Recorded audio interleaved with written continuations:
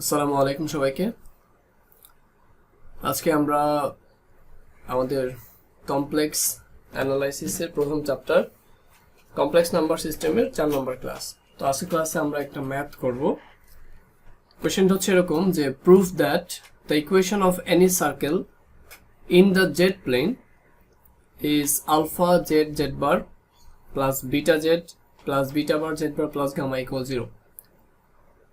আচ্ছা, এর মধ্যে আমি একটু কোশ্চেনটা ক্লিয়ার করে বলি। Proof that the equation of any circle in the Z plane is এত, মানে কথাটাকে একটু কমপ্লেক্স করে বলছে, বাট মেইনলি যে কথাটা বুঝাইছে সেটা হচ্ছে এই যে ইকুয়েশন একটা দেয়া দেখতে পাচ্ছি আমরা, এই যে একটা ইকুয়েশন, এই ইকুয়েশনটা দ্বারা একটা সার্কেল বোঝাবে complex plane. Z plane means complex plane. তার মানে এই ইকুয়েশনটা আউটপুট হিসেবে আমাকে একটা সার্কেল দিবে। আমি যদি কমপ্লেক্স প্লেনে বা আর্গান ডায়াগ্রামে বা আর্গান প্লেনে অথবা গসিয়ান প্লেনে এই ইকুয়েশনটাকে আমি ড্র করি, তাহলে সে আমাকে কি একটা সার্কেল দিবে। The equation gives us any circle, হ্যাঁ, in the complex plane or in the Z plane. এটা কি এইভাবে বলছে, proof that the equation of any circle in the Z plane is এত। সবসময় এই ফরম্যাটের যে কোনো এই ফরম্যাটের ইকুয়েশন থাকলে সেটা সবসময় আমাকে সার্কেল দিবে। এই জন্যই কথাটা এইভাবে বলা হয়েছে, proof that the equation of any circle, the equation of any circle. এইভাবেও জিজ্ঞেস করতে পারে যে কমপ্লেক্স প্লেনের মধ্যে ইকুয়েশনের একটা সার্কেল বলো, বা ইকুয়েশনের জেনারেল সার্কেলটা বলো। সাধারণত কমপ্লেক্স প্লেনের মধ্যে কোন ইকুয়েশন দ্বারা সার্কেল বোঝায় সেটা বলো। এটা সবসময় আমাকে মুখস্থ রাখতে হবে। Alpha z into z bar plus beta z beta bar z bar plus gamma equal to 0, যেখানে আলফা এবং গামা এই প্রথম টার্মটা, দ্যাট মিনস আলফা এবং গামা, এরা হচ্ছে real constant. Alpha and gamma real constant হবে, আর বিটা যেটা সেটা হবে কমপ্লেক্স কনস্ট্যান্ট বা কমপ্লেক্স ভ্যালু, যেটাই বলি না কেন আমরা। তো যাই হোক, এখন আমাকে কি করতে হবে, জিনিসটা প্রমাণ করা লাগবে বা সলভ করতে হবে। আমি কোশ্চেনটাকে বুঝলাম, কি বুঝলাম, কমপ্লেক্স প্লেনে যে কোনো বৃত্তের ইকুয়েশন হচ্ছে alpha z z bar plus beta z plus beta bar z bar plus gamma equal to 0। এটা কমপ্লেক্স প্লেনে বৃত্তের সাধারণ ইকুয়েশন বলতে পারো। আবার কি আমরা কিভাবে প্রমাণ করব, বা আবার অন্য কথায় মানে এই ব্যাপারটা দ্বারা কি বোঝায়, যে একটা ইকুয়েশন তোমাকে দেয়া আছে, তুমি দেখাও যে এটা একটা বৃত্তের ইকুয়েশন। ঠিক আছে, এটা হচ্ছে মেইন কথা। তো আমরা এই ম্যাথটাকে সলভ করব। আমি একটু হোয়াইট কালারের কলম নিয়ে নিচ্ছি, ঠিক আছে। দেন সলিউশন।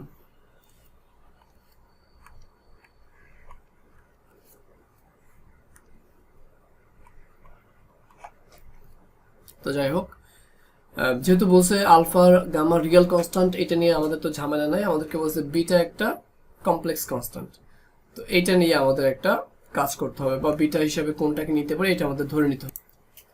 আর জেড এর পরিচয় তো আমরা জানি, জেড নিজে একটা কমপ্লেক্স নাম্বার সবসময়। তাহলে আমাদের এই পুরো ইকুয়েশনের মধ্যে কমপ্লেক্স নাম্বার দুইটা, একটা হচ্ছে জেড আর একটা হচ্ছে বিটা।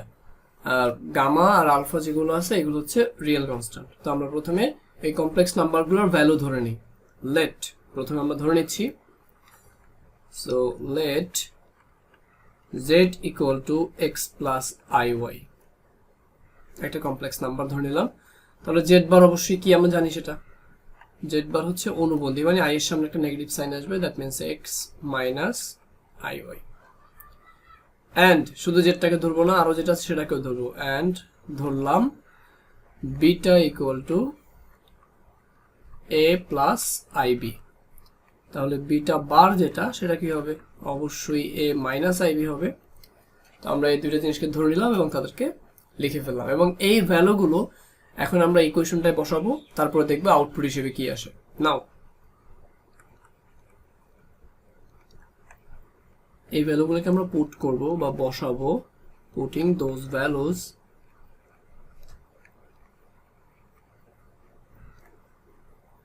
in the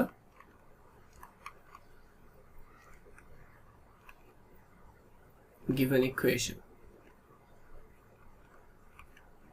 তাহলে ওই ইকুয়েশন যেটা আছে সেই ইকুয়েশনটার মধ্যে এই ভ্যালুগুলোকে ইনপুট করব। দেন উই হ্যাভ, তাহলে আমরা পাবো, দেন উই হ্যাভ, আমরা আগে ইকুয়েশনটা লিখি, আলফা, তারপর হচ্ছে z into z bar plus beta into z plus beta bar z bar plus gamma equal to 0। এটাই তো ইকুয়েশনটা। সো এখানে আলফার জায়গায় আলফা থাকবে, জেড এর জায়গায় কত বসবে বলো, এক্স প্লাস আই ওয়াই বসবে। So right x plus i y. Z বারের জায়গায় বসবে এক্স মাইনাস আই ওয়াই, সেটাও বসে গেল। প্লাস বিটার জায়গায় কি লিখবো আমরা, বিটার জায়গায় লিখবো a plus i b, a plus i b into এই যে জেড যেটা তার জায়গায় আসবে x plus i y, x plus i y obviously আসবে। দেন বিটা বারের জায়গায় কি লিখবো, সরি বিটা না, ঠিক আছে, বিটা বার যেহেতু, সো এ মাইনাস আইবি হবে। অ্যান্ড জেড বার যেটা সেখানে কি হবে, এক্স মাইনাস আই ওয়াই হবে। অ্যান্ড প্লাস গামা ফ্রি থাকবে ইকুয়াল টু 0। পুরো লাইনটা যেভাবে ছিল সেভাবেই বসে যাবে, মানে আমি এই ভ্যালুগুলোর জাস্ট মান ইনপুট করলাম আর কিছুই না। তো এরপর আমরা কি করব, গুণ করব এই টার্মটার সাথে, এই পুরো টার্মটা গুণ করবো, এর সাথে এটা গুণ করবো, এটার সাথে এটা গুণ করবো, দেন এটা থাকবে মতো। আচ্ছা, আলফার জায়গায় আমরা তাহলে আলফাকে রেখে দেই। আর দুইটা কমপ্লেক্স নাম্বারের অনুবন্ধী আমরা যদি এরকম করে পড়ি যে জেড ইন্টু জেড বার সমান কি, জেড ইন্টু জেড বার, দুইটা অনুবন্ধীকে গুণ করলে আমরা সাধারণত পাই রিয়েল পার্টের আর ইমাজিনারি পার্টের বর্গের যোগফল। এটা কিভাবে, মানে এটা সরাসরি বললাম আর কি। তো তোমরা যখন ম্যাথ করবে তখন দেখো এটা যে সংখ্যা এটা তার অনুবন্ধী, দুইটাকে গুণ করলে বড় করে আর গুণ করার দরকার নেই, শর্টকাট এটা লিখতে পারবে। আর তুমি চাইলে বড় করে গুণটা ট্রাই করতে পারো, যে এই এক্স দিয়া প্রথমে এই দুইটাকে গুণ করবা, তাহলে তুমি কি পাবা, x square minus i times x y. আবার প্লাস আই ওয়াই দ্বারা এটাকে গুণ করবা, এটাকে গুণ করবা, তাহলে প্রথমে পাবা plus I times x Y, আর ওই পাশে পাবা minus I square Y, minus I এর উপরে স্কোয়ার, ওয়াই এর উপরে স্কোয়ার আসবে। স্টেবিট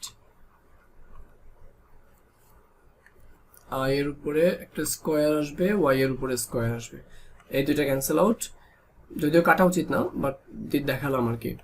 আর এখানে আই স্কোয়ার মানে -1, এই মাইনাস আর আই স্কোয়ারের -1 মিলে +1 হয়ে যাবে, তো প্লাস ওয়াই স্কোয়ার থাকবে, তাহলে x square plus Y square ultimately output থাকতেছে এই দুইটার পরিবর্তে। তো আমরা এই জন্য বিস্তারিত না করে এখানে সরাসরি লিখে দিব X square plus Y square. আশা করি এতটুকু ক্লিয়ার কিভাবে এখান থেকে লিখলাম। পরে এই দুটোকে আমরা গুণ করি, এ দিয়ে প্রথমে এই দুটোকে গুণ করি, so it will be a x plus I times a y. আবার আই বি দিয়ে দুটোকে গুণ করলে প্রথমে পাবো আমরা i b x plus i square b y. ঠিক আছে, এটা পেলাম, একটা ব্র্যাকেট দিয়ে নিই সেফটির জন্য। পরে আমরা এই দুটোকে গুণ করব, গুণ করে আমি পাশাপাশি না লিখে নিচে নিচে লিখি যাতে বুঝতে সুবিধা হয়। তো এখানে লিখলাম প্লাস আলফা দিয়ে এই দুটোকে গুণ করব, তাহলে আলফা ইন্টু এ মানে এ ইন্টু এ দিয়ে এটাকে গুণ করব, তাহলে এটা হবে এ এক্স, এ দিয়ে পুরোটাকে গুণ করলে মাইনাস আই এ ওয়াই। তারপরে আবার যদি আমি মাইনাস আই বি দ্বারা এটাকে গুণ করি তাহলে মাইনাস আই বি এক্স, আর মাইনাস আই বি দিয়ে এটাকে গুণ করলে plus i square b y, এ মাইনাস মাইনাস প্লাস পুরোটা মিলে আই স্কোয়ার বি ওয়াই হবে আর কি। তো এই দুইটা টার্মকে গুণ করে যা পাইলাম, প্লাস গামার জায়গায় প্লাস গামা থাকবে, ইকুয়াল টু 0 জায়গায় ইকুয়াল টু 0 বসে যাবে। আচ্ছা, এর পরের লাইনটা যদি আমি একটু খেয়াল করি তাহলে এই দুইটা টার্মকে আর এই দুইটা টার্মকে যোগ করব, দেখো plus i a y minus i a y cancel out হয়ে যাবে, plus i b x minus i b x cancel out হয়ে যাবে।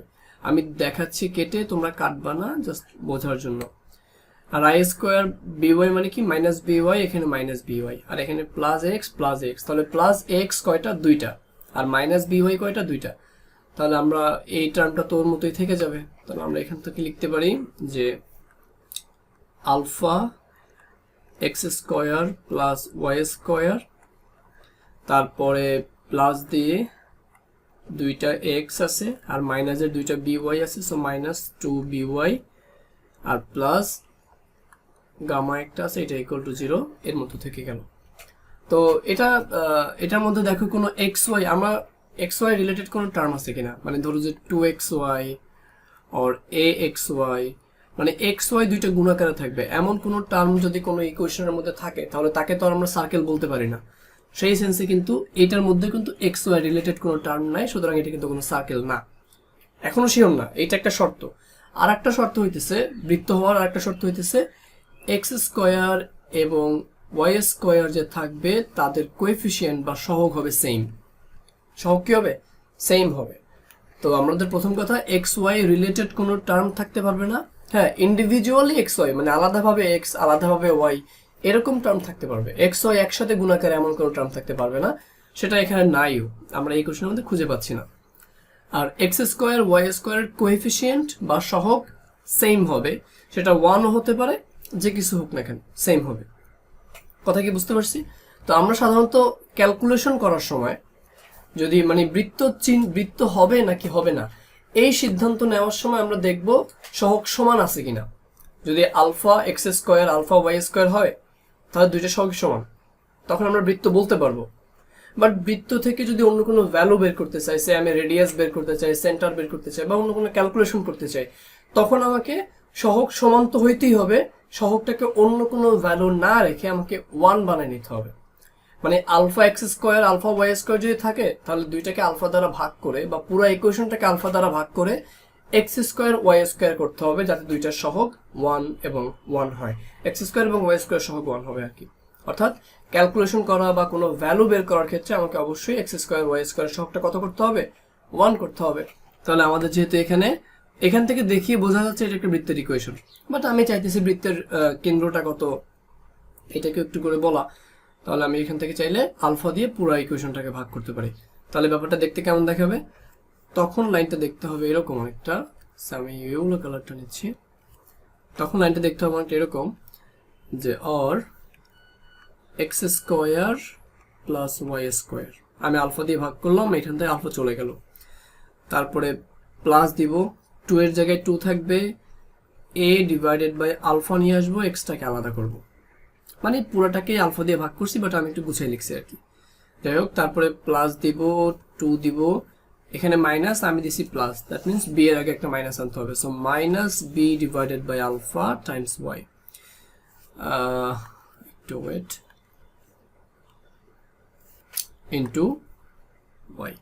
তাহলে দেখো এটাও কিন্তু মানে ঘুরে ফিরে কিন্তু আমি এই টার্মটাই পাবো, মানে নিচে আলফা আসবে আর কি একটা এক্সট্রা, তারপরে প্লাস, এরপরে gamma divided by alpha is equal to 0। তো এবার দেখো এটা কিন্তু একটা বৃত্তের সমীকরণের অনুরূপ দেখতে, এক্স স্কোয়ার ওয়াই স্কোয়ারের সহগ 1, এক্স ওয়াই রিলেটেড কোনো টার্ম নাই এখানেও, যদি এখান থেকে যদি বোঝা যায়, বাট আমরা বিভিন্ন কাজ করবো এই জন্য এখানে নিয়ে আসলাম ইনফরমেশনটা। তো দেখতেই বুঝতে পারতেছি এটা একটা বৃত্তের ইকুয়েশন। এই বৃত্তের ইকুয়েশনটা আমরা যদি বৃত্তের সাধারণ সমীকরণটা দেখি, আমি একটু লিখে রাখি, বৃত্তের জেনারেল ইকুয়েশন বা সাধারণ সমীকরণ সেটা কি? বৃত্তের জেনারেল ইকুয়েশন হইতেছে, আমি এই পাশে যেগুলো করছি এগুলো নোট। তো দেখো বৃত্তের জেনারেল ইকুয়েশন হইতেছে এক্স স্কোয়ার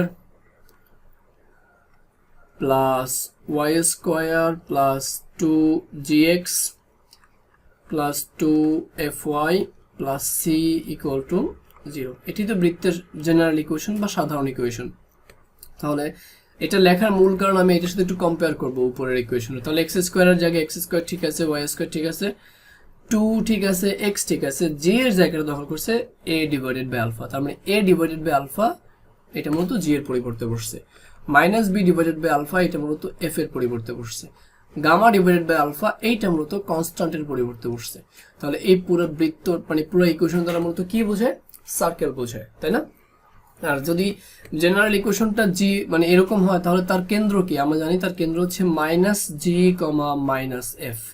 তো এইটা যদি সেন্টার হয় তাহলে এই বৃত্তটার সেন্টার কত হবে? Minus alpha minus A divided by alpha, আর এখানে মাইনাস আনলে মাইনাসটা প্লাস হয়ে যাবে, so B divided by alpha. তাহলে আমরা বলতে পারি, আমরা নিচের গ্রিন লাইন দ্বারা যেগুলো লিখছি এটা একটু মুছে ফেলি একেবারে, ওয়েট, এটা রাখার দরকার নাই, ও ম্যান, যাই হোক সমস্যা নেই, আমরা ওখান থেকে লিখে দিব ওটা, ঠিক আছে? Okay, select the pen, then এখানে আমরা কি লিখবো? Alpha divided by gamma divided by কত ছিল? গামা ডিভাইডেড বাই আলফা ছিল, তো এই পুরো জিনিসটাকে আমরা কনস্ট্যান্ট বলছি আর কি। তো আমরা বলতে পারি এখান থেকে যে the equation gives us a circle, the equation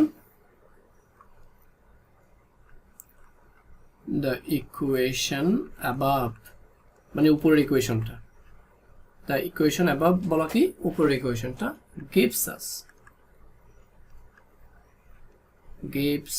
us a circle whose center যার কেন্দ্র হলো is minus a divided by alpha, b divided by alpha এত। and তুমি চাইলে রেডিয়াসও বের করতে পারবে root over g square plus f square minus c where c is the constant। তো আশা করি এই ইকুয়েশনটা বোঝা গেছে।